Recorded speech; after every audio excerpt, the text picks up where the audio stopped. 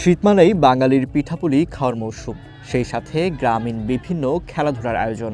তা দেখতেই শুক্রবার বিকেল থেকে সন্ধ্যা পর্যন্ত উপচে পড়া ভিড় ছিল শেরপুর শহরের নবীনগর এলাকার পৌষ মেলায়। ২০০ বছরের বেশি পুরনো ঐতিহ্যবাহী এই মেলায় পিঠাপুলি সহ বিভিন্ন রকমের মুখরোচক খাবারও ছিল।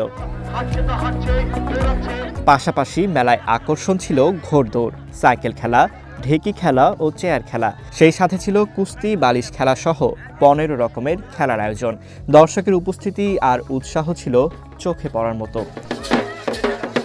শেরপুর জেলার প্রত্যেক থানা থেকে প্রায় লোকজন আসে এই মেলাটা দেখার জন্য। আমরা ছোটবেলা থেকেই দেখছি, আমরা শুনে আসছি এই মেলায় প্রচুর পরিমাণে লোকজন হয়। আমি এখন এখানে এটাই প্রথম, আমার শ্বশুর বাড়ি।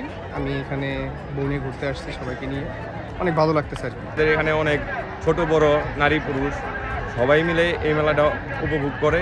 আর বিশেষ করে ঘোড়া খেলাগুলা, তারপরে সাইকেল খেলাগুলো, অনেক নানান প্রকার খেলা অনুষ্ঠিত হয়। তো ভাই এই পৌষ মেলা প্রতি বছর হয়। আমরা আগে অনেক দিন থেকে এই মেলা পোলাপাট নিয়ে বেড়াইতে আসবো, এই জন্য আমরা অনেক দিন থেকে অনেক আগ্রহ নিয়ে থাকি, পোলাপাট আগ্রহ থাকে। ভবিষ্যৎ হোক নিরাপদ, বিনিয়োগ হোক বিশ্বস্ত, আর আমার পছন্দ সল্ট বে।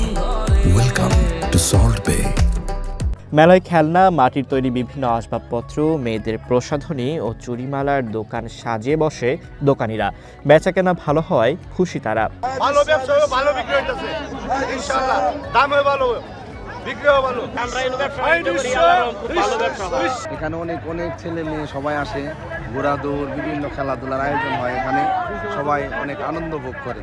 বছরে একবার খেলা আমরা দেখি, সবাই আসে, এই দূর দূরান্তের লোক দেখে। আগে থাকতে মেলাটা দেখি, ভালো লাগে। এই কারণে মেলাতে আর কখন সময় আল্লাহ আমাকে দেয় তার দেখা। গত বছর এই মেলা অনুষ্ঠিত না হলেও এখন থেকে নিয়মিত গ্রামীণ ঐতিহ্যবাহী এই পৌষ মেলার আয়োজন করা হবে বলে জানিয়েছেন আয়োজক কমিটির সভাপতি।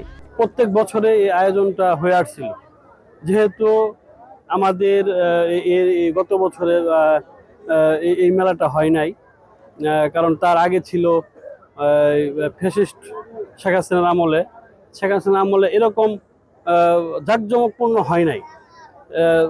সেহেতু এইবার মেলাটা আমি উদ্যোগ নিয়েছি। প্রতি বছর পৌষ মাসের মাঝামাঝি সময়ে ২০০ বছরেরও বেশি সময় ধরে এই মেলার আয়োজন করে আসছে নবীনগরবাসী। ফারদিন নীরব, ওয়ান ন্যাশনাল ডেস্ক।